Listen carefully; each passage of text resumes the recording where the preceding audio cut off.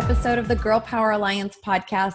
I'm pumped about my guest today. When her and I first spoke, I was like, I'm obsessed with her. She has such an interesting story. She has so much to offer. She is an incredible woman. Let me tell you a little bit about her. Ann-Marie Murzin. Did I say that right, Ann? Yes, you did. Okay. Is an attorney who had a life-changing near-death experience. And after this startling wake-up call, she shifted away from litigation and went to help clients to protect their family through estate planning. She was a lawyer, and she practices from a place of love who believes in God and knows that heaven is real. She also offers financial coaching as an integral part of estate planning to protect your family toward the growth and prosperity that you desire and the care for your loved ones. This is a really big deal. And I know this is your bio, and we have so many, we could probably do like 7 podcasts back to back to back. And maybe we will in the future, but I would welcome to the podcast, Ann.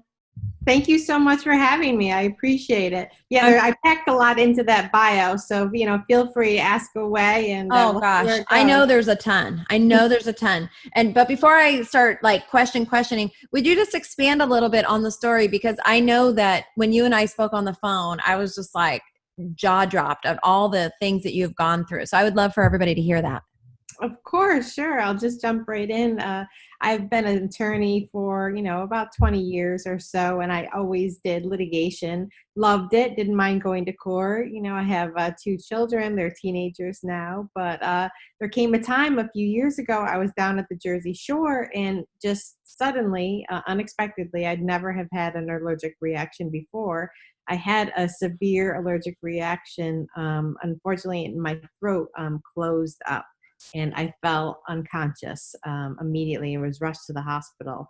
And I was in the hospital down at Monmouth Medical. I'm from New Jersey for a week. And it just completely shifted the way I practice law, but also it kind of brought forth more good in my personal life as well from the tragedy. And it was it was honestly a life-changing experience for me. So in your bio, you said you believe heaven is real. Did you have a heaven experience during that? Yeah, I did. It took me a while to talk about it, and it's still relatively fresh. So I'll just touch on it a little bit. I tend to share better, one-on-one. So let's see how this goes. When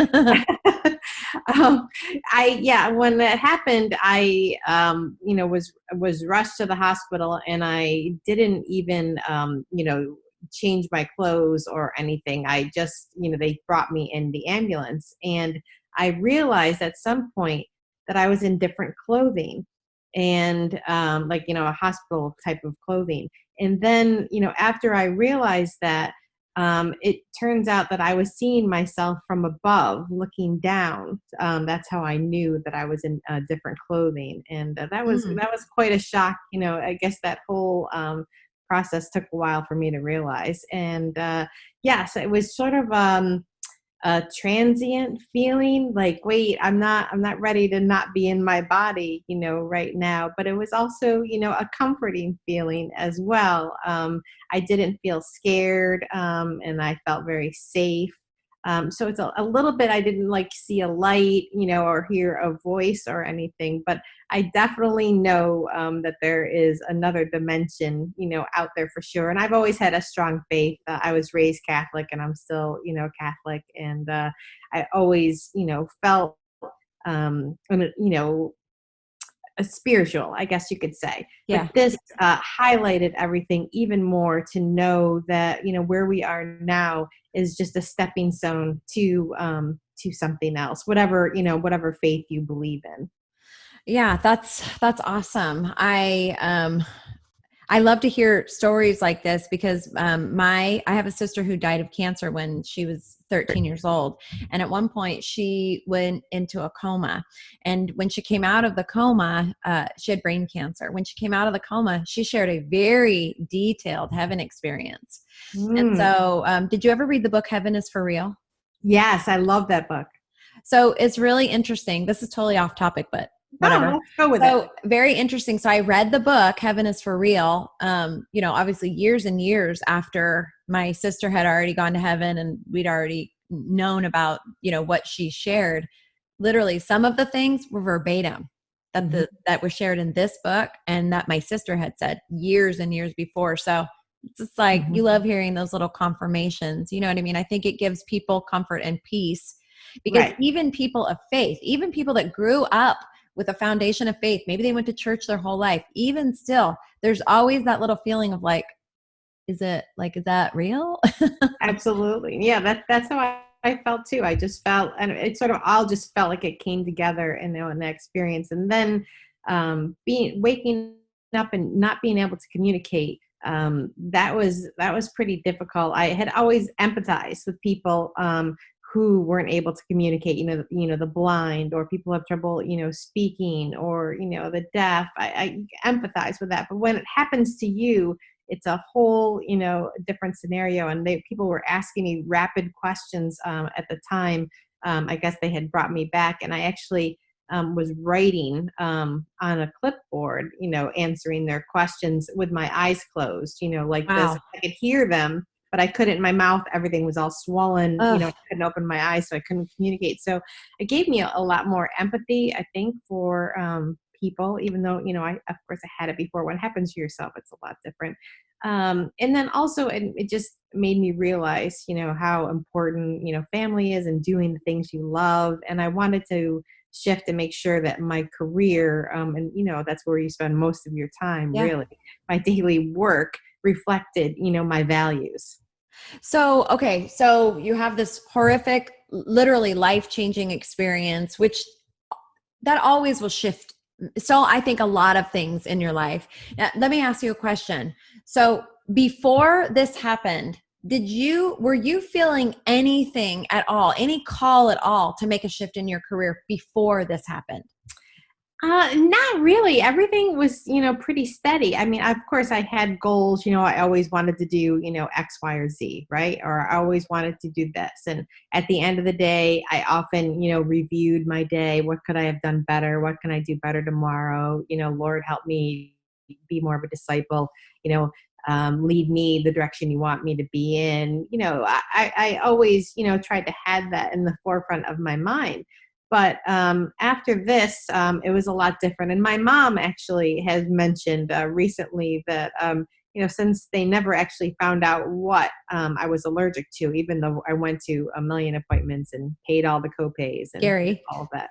Right. My mom was mentioning, maybe it was something that was just meant to be. And I needed that to, make the shift. Absolutely. And so you went from litigation, being in a courtroom, and I wanted to be a lawyer when I was in high school. So I love the profession, but it's a pretty consuming.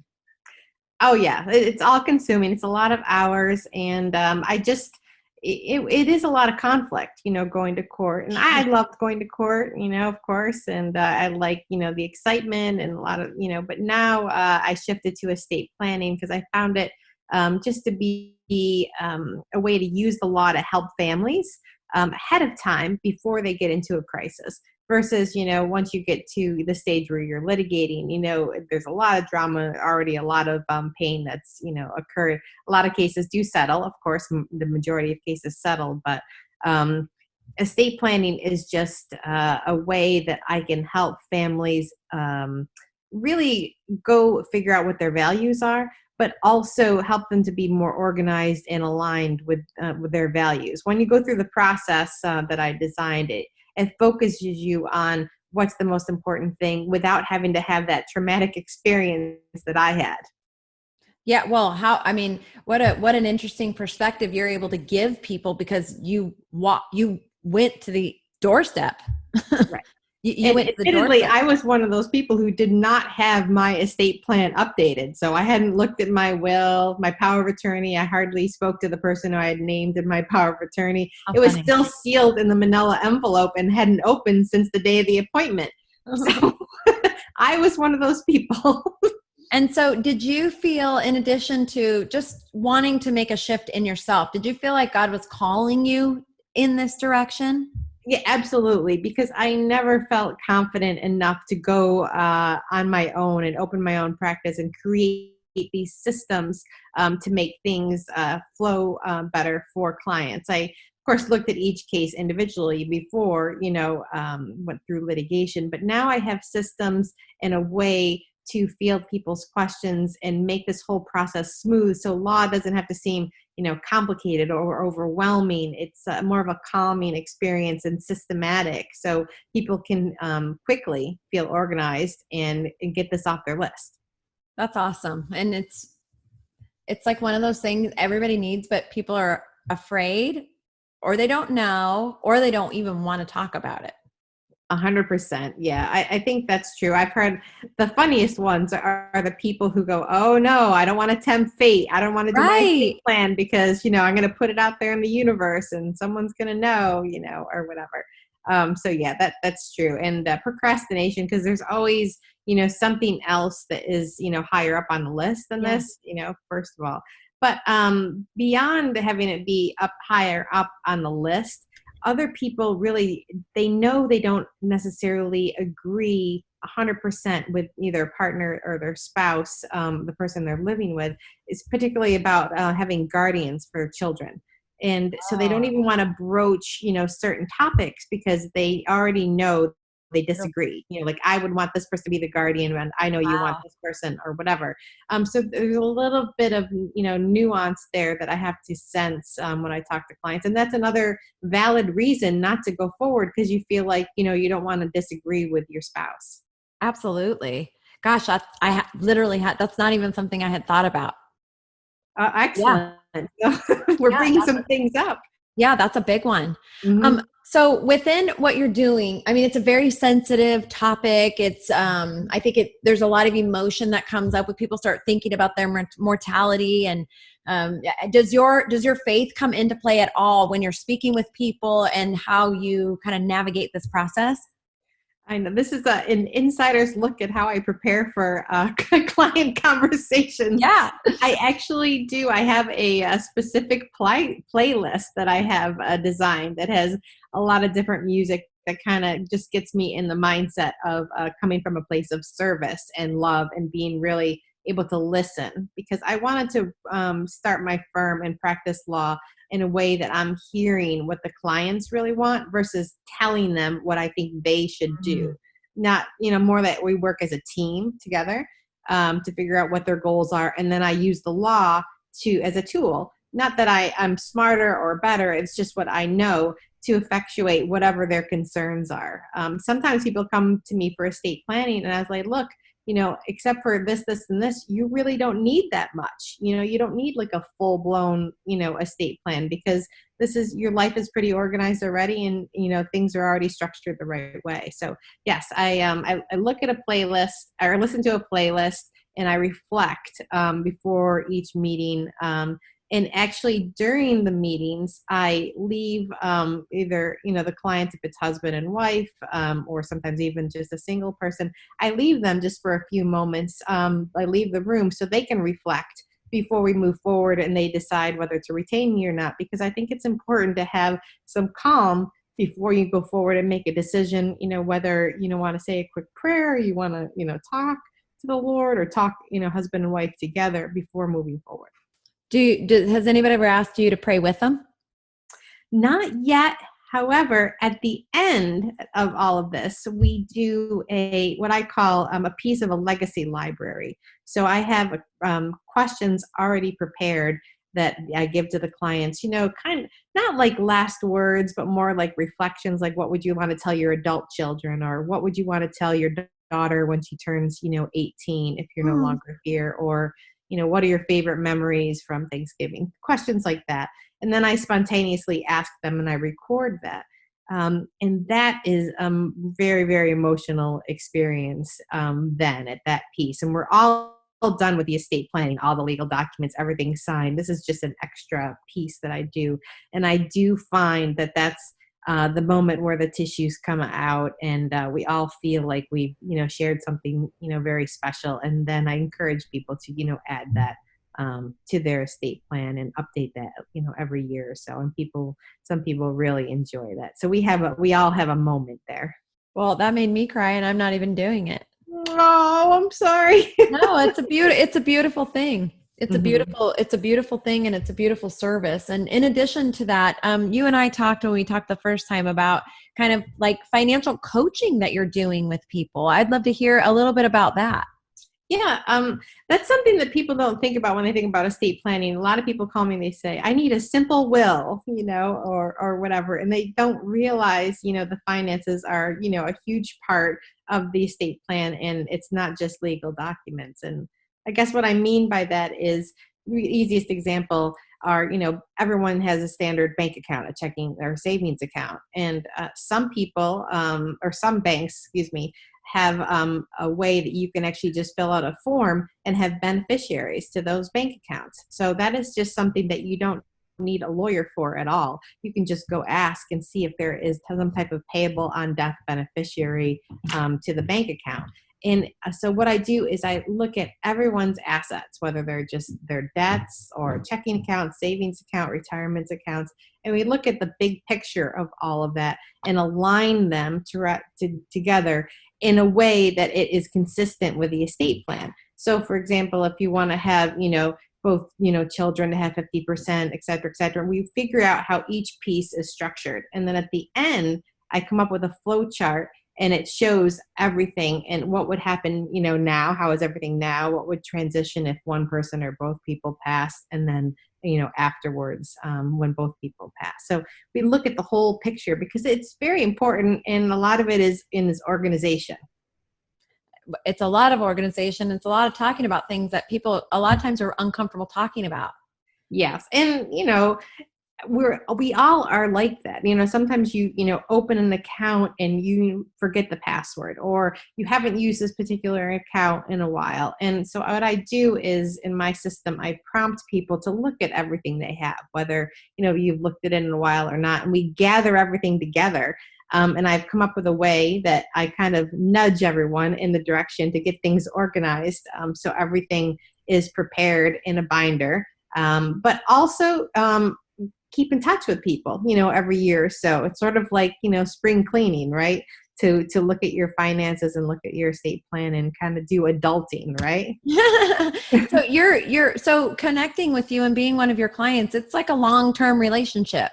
Oh, for sure. Yes. I definitely want to be, with clients for a long time. And whether, people hire me or not, this isn't, a plug for me, but it's something that people can look at, and a service that when you go out and you look for a lawyer, you can say, is this something that I should consider as well? Should I look at my finances? Will you keep in touch with me for a year or so afterwards? What if I want to make, a couple minor changes? Are you going to charge me extra for that? Or, like if I have another child, do I have to go through this whole process again? The answer should be no. The law should work for you, and you shouldn't get charged every single time for all that, if that makes sense. It does make sense. And as you're speaking, I'm just thinking to myself, what a powerful ally it is to align yourself with somebody that is going, I mean, really it's like one of them, other than your health, your finances are like, it's like those are right up there with the most important things in your life and in your,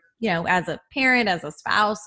And so what a beautiful thing to have aligned yourself with somebody that has a foundation of faith. That's really important to me. I would never want to choose a financial planner, an estate planner, a financial coach that did not have those same belief systems lined up, because there are just some foundational truths that if you don't have that belief system, they don't exist.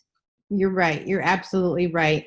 And you have to be able to hear those strong faith values from the client, if they have them, and incorporate them into the estate plan. And that's a couple of different provisions that I do are encouraging people to not go to court if they have an issue, with the estate plan, for instance. So I have a few clauses in there, and I have some sections in there about, values, if the client wants to put them in there. Financial values, educational values, spiritual values. Those are all things that you can put in an estate plan. It doesn't just have to be who gets what. Wow, that's real. That's a powerful thing, and I honestly think it's like God's work what you're doing, because money in general is probably the biggest tool that we have to utilize to contribute to the world in various ways. It all takes money. So kind of putting your head in the sand, which is what I think the bulk of people do. Not I did that myself, I say I'm like the painter who didn't paint my own house, like I had no idea, really even where the estate plan was that I had created. And I finally dug it out and, I wanted to update it. And I was like, oh, wait, I can figure this out myself. And that was how I started going down this road. So yeah, I totally can get where all those people are coming from. I think the biggest problem that I see is just forcing yourself to take, the hour and a half to go through, all your different finances, gather all those pieces of paper that you have in, a couple different places, and also to go through and figure out, okay, what would I really want to happen? But you don't have to come up with the solutions. That's what the lawyer has to do. All you have to do is go through and get a little bit more organized than you were the day before. Yeah, and I bet you that what peace you bring to people, knowing that they have taken care of something and that the people that they love the most will be handled properly. That's got to be a really satisfying thing for you to be offering that to people. Actually, I've heard from some of my clients when this whole crisis hit, and that's one thing that they said. They're so grateful that they handled all of this ahead of Mm. time, because they have, the privacy waivers. Is there any question about, their healthcare records? If they need to get access to anything in a hospital, they've already named their people. They've already gotten the guardians nominated, different things like that. They're like, oh, Wow. what a relief, that we did this already. But I have to say, different than litigation, in litigation, when a case settles or, if it goes to trial, everyone kind of goes away miserable. Like people are not really, happy after that whole experience. Win or lose, it also costs a lot of money too. With estate planning, I more often than not, before this crisis, of course, I got hugs after my final session, and then that at first it was a little bit awkward. I wasn't quite sure about this. I'm like, dude, you really want to hug your lawyer, but but I went with it. I think it's going to be a little bit different, going forward here, but it's the feeling really that counts. It's nice to see, people feel like you said, relieved. Well, and I think that you have such a beautiful heart of service that in addition to the service that you're offering and your knowledge, you're doing it from a place of really, really truly wanting to authentically help people. And there is Mhm. such a big difference between people that are doing work because it's their job to make money, and people that are doing work that means something to them. And that's really such a core value here at the Girl Power Alliance is, we have to make income. It's like I said, it's the most powerful tool I believe that we have walking on the earth that we can utilize for good. So and the better we are personally set up financially, the more we can give. But to make an income and make an impact, and to marry those two things Oh, I together. love that together. Make an income and then make an impact. Oh, I might have to steal that. Steal away. I don't think I came up with it. So yeah, I No, no, I love that. So nice. Yeah, I do. I'm grateful. I have to admit, though, I was, I graduated from law school. I went to Syracuse, and I might have, lost my way. Got sucked into litigation, and that's what I did. Of course, I was still a mom, and did things around the community, and went to church and all that. But now having this practice has really made me feel like I don't have to, have one face at the office and one face at home. I feel like, my career is aligned with, how I am. That's huge. And I think that is such an important message for people. If you're listening to the podcast and you don't feel aligned in your career or your job or your business or whatever, it's something to take a look at before, God does, he forces you. I feel like that's why I asked you the question, because I find so often when I talk to people, whether it is a dramatic experience like you had or just other things, there are a lot of times were nudges before. There were things that maybe, maybe you didn't even realize it, but you just said that was a powerful thing. You felt like you were one person at work and you were one person at home. So even if that wasn't dramatic, that wasn't aligned. And that's the superpower. When we can walk 100% authentically in who we are, our gifts, our talents, our skills, our passions, and we can be wholly who we are. That's the superpower that we're all trying to find. And you found yours. Yes, I know. I'm so happy, and I am gonna just throw in there. I've been recently working on some poetry too. So trying to tick off things on my list that are always important to me. And poetry is not something I would have done before. I was just more of a logical lawyer, kind of no nonsense. I think I probably thought poetry was a little bit woo woo or intellectual or something. But I've been enjoying doing that as well, and also exercising more, getting out of the house. So it has affected my whole life. Not just my practice, and I'm grateful for that. Absolutely. I mean, I feel like when we are aligned, we open ourselves up for so much more. I mean, we are creative beings, and even though you're maybe that feels like it's a new creative avenue for you to doing poetry, these systems that you've created, that's creative. It's you're talking about technical and the law, but it takes a lot of creativity to do that. So obviously you're an extremely creative person. And for those of you listening, I'm kind of like nudging. I would love to have a financial course. I would love that. And so we'll see if that's something in the future that we have at the Girl Power Alliance. But do me a favor and tell people how they can find you. Where are you? Your websites? Are you on social media? How can they connect with you? Oh, you're so kind. Yes, I'm admitted in New York and New Jersey, practicing law here for a very long time. I'm in Clark, New Jersey, which is Union County. And my website is my last name in law. So it's Murzin. It's Murzin law. So it's www.murzinlaw.com. And my phone number is 908-377-8060. And the best way to reach me is by email, which there's a link on my webpage for that, which is Marie for Ann-Marie at murzinlaw.com. And I guess I'm also on Facebook, and I'm sure we can get the links. We'll link up together, but it's legal planning that reflects your love at Murzin Law. And that's really what I want to promote is whether you work with me or with anyone else, that the legal planning that you do should not just, help your finances, and maybe save you some taxes, make sure the, money doesn't go, to unclaimed property, but also to reflect your love. And of course, I can refer you to other people that I know who practice in a similar vein as I do, if you're not in New York or New Jersey. Well, that's amazing. And we will have all of the information to connect with Ann in the show notes of the podcast if you're listening to the podcast. And we'll have it right below this video if you're watching it on the YouTube channel. So we'll make sure that you can connect with her if you're in those areas. And I just want to do one last thing.